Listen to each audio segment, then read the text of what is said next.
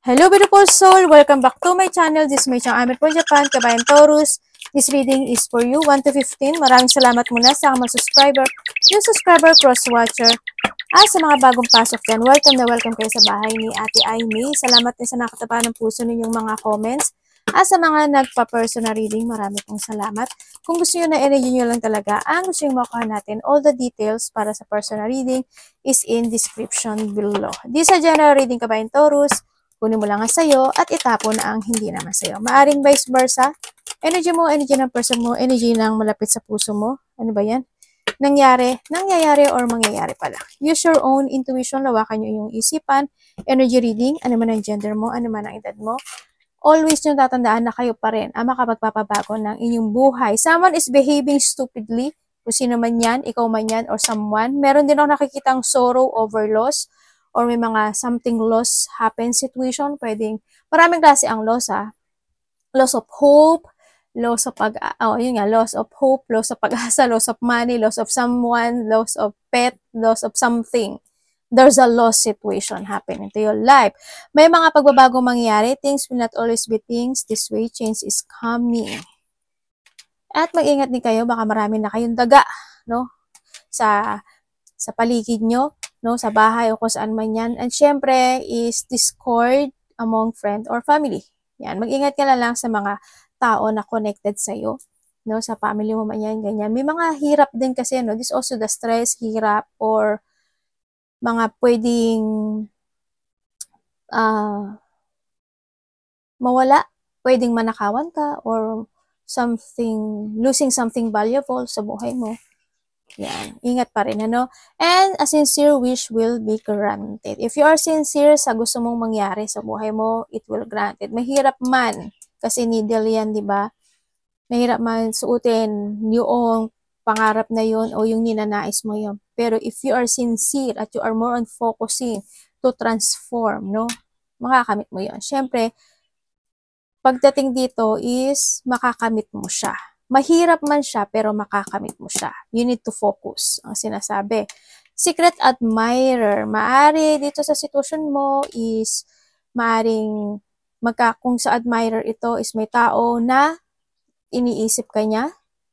May tao na want to try na kumonek sa'yo, na dito yung sitwasyon na maaring siya is magpaparamdam sa'yo, or maybe this is you, no? Or maari din naman na magkakaroon ng malaking pagbabago when it comes sa feelings ng isang tao sa'yo. Pwedeng sa'yo, sa sarili mo, or pwedeng someone is magbabago yung feelings niya. Kumbaga, mag-a-attempt, or pwede rin na hindi siya kumilos. Pwedeng ganun, ano?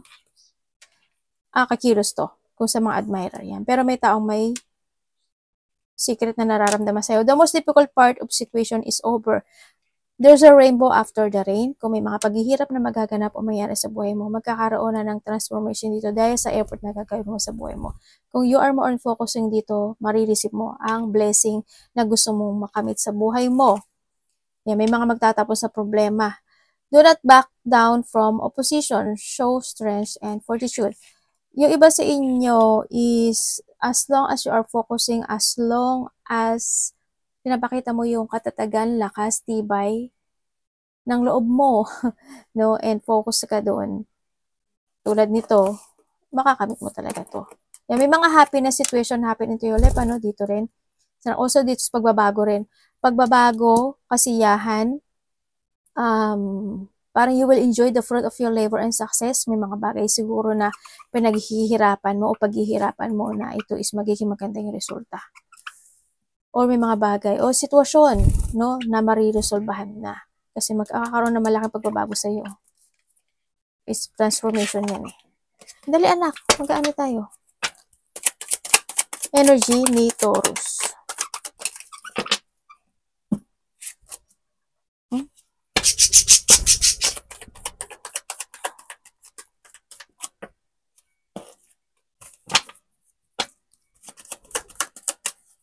Energy mo. Okay. Ang energy mo, 1 to 15 is makakaramdam ka raw ng happiness, kasiyahan, excitement into your life. Yan, may mga plano, maybe may travel ka, o may mga lalakarin ka, may i-workout ka, may bibigyan ka ng energy at focusan mo yun, may mga bagay na magkakaroon ng development. Dito, no? Yan, may mga gathering din. Ako nakikita sa'yo. Creativity, joy, gathering, celebration, cooperation, collaboration also. Ako nakikita sa'yo. And then, mga plano na maaaring may mga exciting plan ka na a-actionan this time. Iba sa inyo, travel to. So, iba sa inyo, ano yan, mga mag-chill-chill kayo, ng mga kaibigan mo, ganyan. Kung ano mang happiness situation, ako na nakikita sa'yo dito. Outgoing din yung iba, pagbabalik din ng confident, and iba sa inyo kasi magiging very, adventurous, or may mga susubukan kayo na bagay-bagay. This time, sa nakikita ko dito. Yun. At saka, yung iba sa inyo, siguro, this is a time to explore. May mga exploration situation ka na gagawin. Yan. Ang nakikita ko sa'yo dito. May mga plano ako nakikita. Happy. Yung energy mo happy. Happy, and may mga tao na magbibigay na pagmamahal at suporta sa'yo. Ganun ka din naman sa nakikita ko sa'yo dito. Pwedeng sa trabaho mo, pwedeng yung karelasyon mo, or pwedeng mga kaibigan o kapag-anak mo. Parating sa kanya. Ay, ba't ito?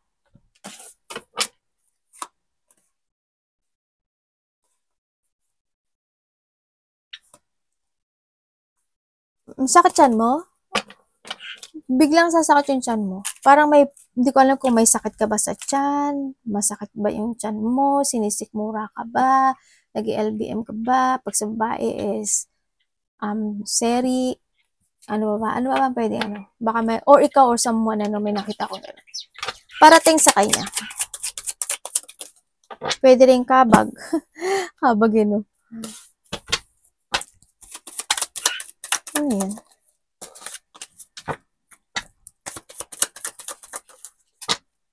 Uy, ano po to, universe? Parating sa iyo. Tapos na to.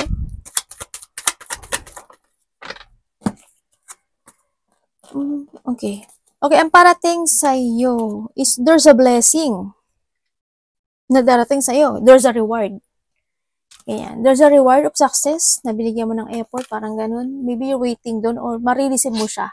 No, marireceive mo yung blessing na ito sa nakikita ko sa ito. May offer ako nakikita Pwedeng maihingi ng sorry o magpaparamdam ng pagmamahal o sorry. Ako nakikita dito. Sa iba dito is there's an abundance, achievement na parating sa iyo. Sa nakikita ko dito may kasaganaan. Hindi siya ganun kabonggenyos, pero magiging masagana, or unti-unti magiging masagana. Hindi kasi siya fix yung situation sa nakikita ko dito. Pero ang sabi ito, lakasan mo lang yung loob mo. Kailangan mo lang maging patient. Kailangan mo lang mag-forward at mag-continue, gawin ang lahat. Sa pagbabago na ito, try to make it balance. At makakamit mo yan. Teka lang anak. Mag-ingat kayo sa pera nyo. Pwedeng sa trabaho ito or sa pera, Kasi ang nakikita ko dito is pwedeng hoping, hoping lahat kayo may trabaho, or lahat kayo is may ipon. Pero mag-save kayo ng money sa nakikita ko dito. Pero tingnan pa rin natin yung money mo. Dito, iba kasi dito is hindi siya stable, pero may bagong simulang magaganap sa buhay mo.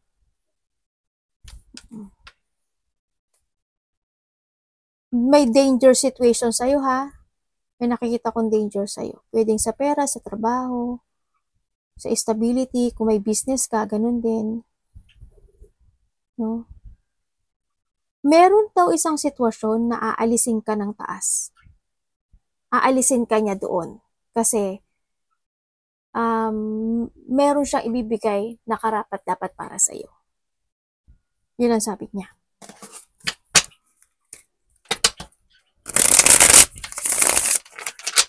May babae na, hindi ko alam kung may sakit siya. Pwedeng ikaw or someone, babaeng may sakit. Or may mararamdaman ng sakit. Ano ang dapat iwasan ni Taurus?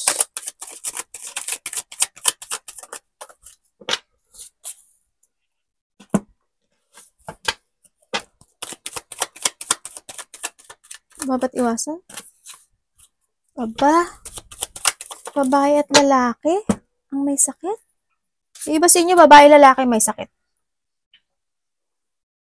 Okay, ang dapat mong iwasan, ano ba itong inumin ko? Nasasangga ko sa natutuhod ko. Okay, ang dapat mo daw iwasan is yung hindi mo gamitin yung knowledge or hindi ka mag-trust sa intuition mo. Iwasan mo yon. Umiwas ka sa gulo.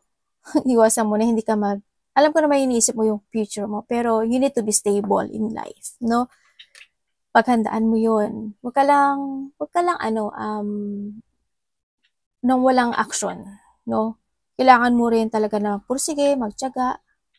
You need to keep fight to be stable in life, no? Ang sinasabi dito, mag-action ka. Yan ang sinasabi niya dito. Hindi yung isip ka lang ng isip, ng ganyan, pero wala kang ginagawa action.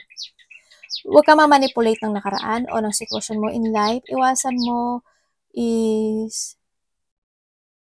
syempre yung mga tao na gagamitin ka lang, mga tao, or ikaw sa sarili mo, iwasan mo manggamit ng tao, iwasan mo pumasok sa isang gulo or chaos or yung mga tao na ganun yung style, no?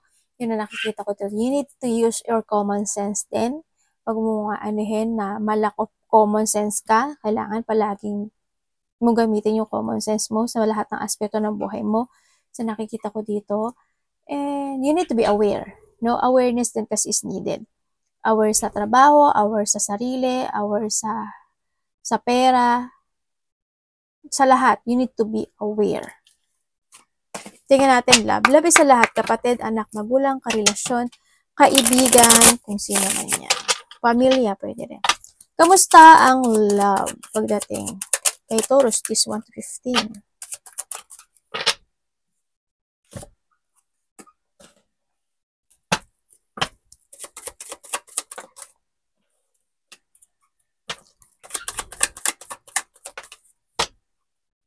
Okay, when it comes sa love, maaring yung iba sa inyo LDR, no? Pwede nasa ibang bansa ka o siya nasa ibang bansa or magkalayo kayo.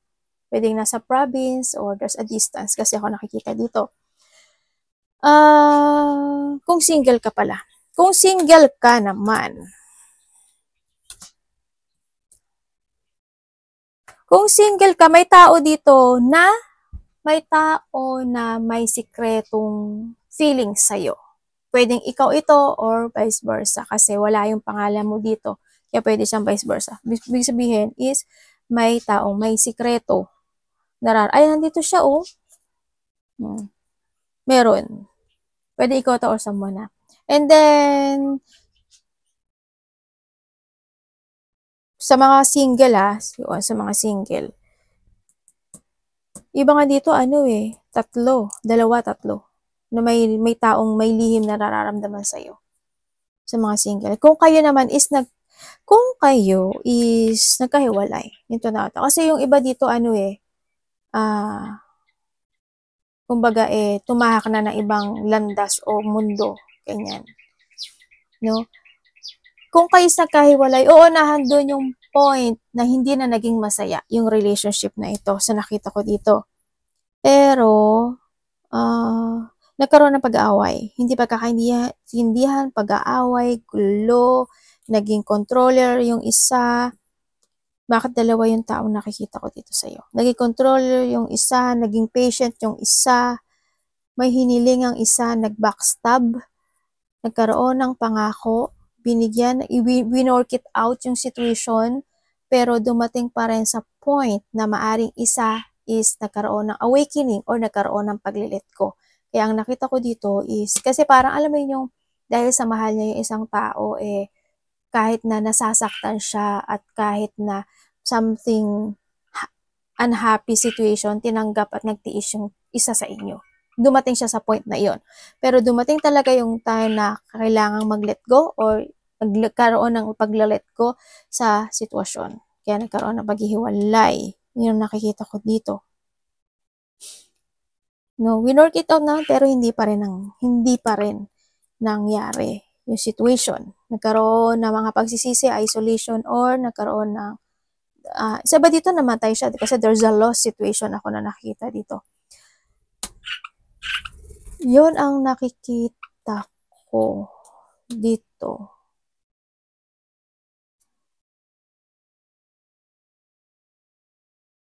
Kung kayo naman is in relationship, kung kayo is in relationship, kung kayo is in relationship, sana hindi kayo mag-away.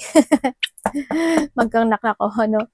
Yan, may mga hindi pagkakaintindihan na magaganap o mangyayari lang naman. Konti lang naman siguro. Sana wag ganun kalaki. Pero magkakaroon ng apology situation or magkakaroon ng magsusorry or magpaparamdam ng sorry yung isa dito sa inyo. No? Yun ang nakikita ko. Kung magkaroon man ng pag-aaway, hindi pagkakaintindihan, magkakaroon naman ng apology kahit papaano. No? At magkakaroon pa rin kayo ng pagbabati. Yun ang nakikita ko. Sana, kaysa tahimik lang. Sana, kung wala boss dito sa sitwasyon ko, ang sinasabi lang kasi ni universe, you need to be aware. Hindi ko alam why, pero siguro magpabigla-bigla ng situation o decision if ever na kung magka-relasyon kayo. Kailangan nyo siguro maging aware sa feelings ng bawat isa. Yun na nakikita ko dito. Kung kailangan pag-usapan, wag lang manahimik. No, para hindi siguro lumaki yung cause na mangyari. Tingnan natin ang iyong kaperahan. Kamusta ang money ni Taurus?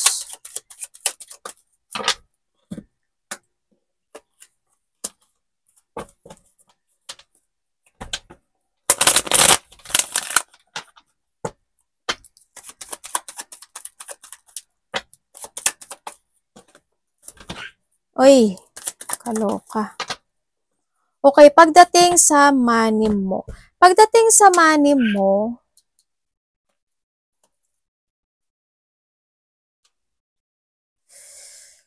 Nakikita ko naman may paglago na magaganap as long as aayusin mo siya. Kasi need to renew or kailangan mo ng renewal sa mga bagay-bagay no pagdating sa pera mo. No, kailangan mo rin mag-focus dito. Yan, magkakaroon ng malaking pagbabago pagdating sa pera. Ibig sabihin is unti-unti nang magkakaroon ka ng peace of mind when it comes sa money mo kasi magkakaroon siya ng pagbabago. Yes, there's a good news naman na darating sa kasi andito na rin si Caterpillar, andito na rin si Rainbow, no? Pero yung mga iba na hindi marunong mag-handle, siguro kailangan ayusin maigi, no? Sa iba sa inyo magiging okay naman siya. May mga bagay siguro na iisipin mo na this time o pag-aaralan mo, aalamin mo, sisiyasatin mo. Okay na kailangan na sitwasyon. May sinasabi dito si card na papers and documents na kailangan mo atang ayusin, asikasuhin, ipirmahan, kung ano man yung documents and papers, may sinasabi siyang ganito. Ako nakikita dito. So, iba dito, baka kontrata to. May hihingi sa'yo ng tulong. Or, ikaw ang hihingi ng tulong, ha?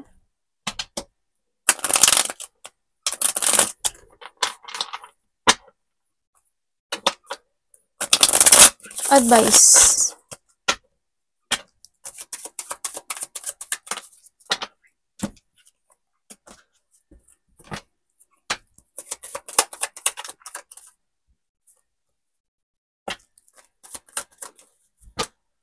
Okay, when it comes sa advice. When it comes sa advice is huwag kang matakot sa mga bagay na gusto mong umpisahan sa buhay mo. Huwag kang mag-alangan, ibig sabihin, At huwag ka rin daw magpapabaya. Ang kinakailangan daw sa iyo is you need to be patient sa lahat ng aspeto ng buhay mo, sa pera mo man yan, sa trabaho mo man yan, or sa salita mo, or sa mga actions mo, sa mga lakad mo rin.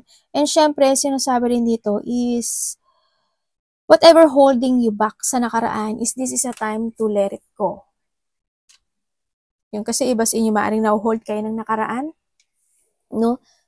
Or may mga bagay na sitwasyon na wag kang maging pasaway, wag kang magpabaya, or may mga bagay na gustong umpisahan, gustong gawin, i-let go. This is a time, na kailangan munang mag-umpisa. ng bagong buhay or start a new beginning into your life. Pahalagahan mo rin yung sarili mo, pahalagahan mo rin yung bagong simula na pwedeng maganap sa buhay mo. There's expect the unexpected situation, may mga unexpected a blow of emotion happens sa'yo, no? Ang nakikita ko sa'yo dito, may separation na. May mga hindi pagkakaintindihan o hindi man siya separation, siguro there's a depression happen. Pwedeng conflict siya, no, sa tao na malapit sa'yo.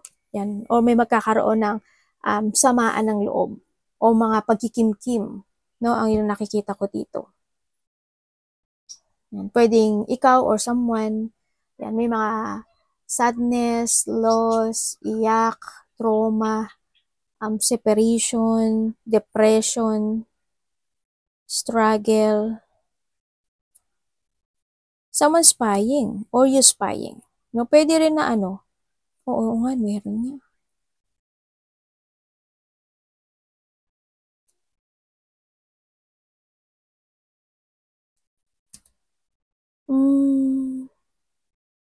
Mag-save ka daw ng money ha. Yun ang sabi dito. Makaka-receive, parang iba dito, makaka-receive ka daw ng gift, tulong, or ikaw ang bibigay. Yun na nakita ko. Vice versa tayo. Arigato namaste, God bless.